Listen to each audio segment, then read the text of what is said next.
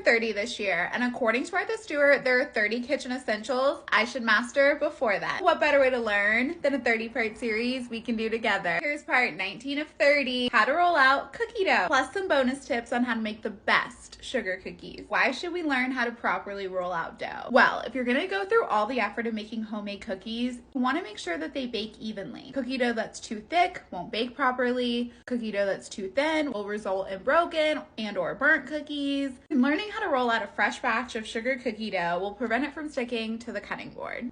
It's just a lot of flour. Okay, before we can learn how to properly roll out dough, we've got to make some sugar cookies. Let's go. When you finish with your sugar cookie dough recipe of choice, you're going to want to chill the dough as a flat disc. The thinner the piece of dough, the less time you'll spend rolling it out later. Go ahead and put a piece of parchment paper down, dust it with some flour, put the disc on top of it, dust with more flour, and then another piece of parchment paper. This will ensure your rolling pin doesn't stick to the dough. You may need to let the dough rest at room temperature for a few minutes before you start rolling. You do want the dough to stay chilled, but if it's too cold, it's going to start to crack as you roll it out and just be way too much work. Applying firm and even pressure, start from the center and work your way out to the edges. The rolling pin is going to do most of the work here, and when you've rolled it as evenly as you can, about 1/8 of an inch, it's time to start cutting into shapes. Dip your cookie cutters into flour to prevent them from sticking. Cut out shapes as closely to one another as you can so you don't have too many scraps. But remember, scraps can be re-rolled and used one more time to cut out more cookies. And into the oven they go. And voila, you just completed lesson 19 of 30. Go ahead and hit that follow because we have 11 more to go. See you next time.